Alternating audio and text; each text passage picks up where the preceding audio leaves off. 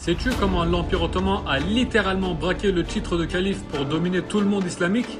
Tout s'est joué avec un seul homme, Yavuz Sultan Selim Han, surnommé Selim le Terrible. Pourquoi le calife était en Égypte à la base? Remontons le temps.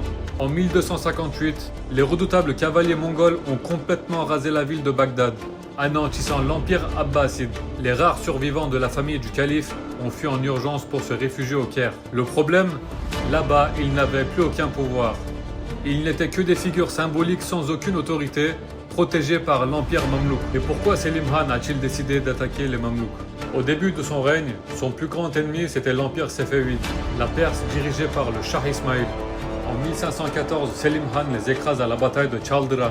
Il découvre que les mamelouks, qui étaient pourtant sunnites comme lui, négociaient secrètement avec les Perses pour créer une alliance et prendre l'Empire ottoman en tenaille. Pour Selim Han, c'était une haute trahison intolérable. À l'été 1516, Selim Han le Terrible décide de tout rafler et lance son armée vers le sud. À la tête d'une force surpuissante, porté par ses redoutables janissaires, ses cavaliers Sipahi et Akıncı, sans oublier ses canons et ses fusils modernes, il écrase la cavalerie mamelouk en Syrie.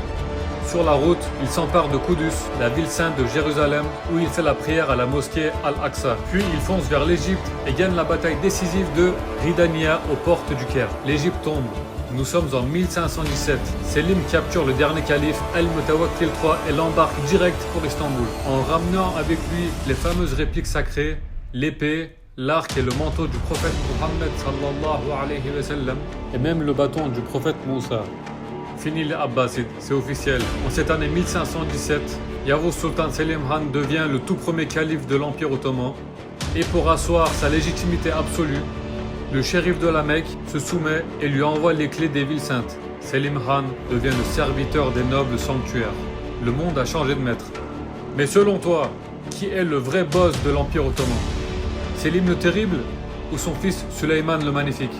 Fais ton choix en commentaire et abonne-toi.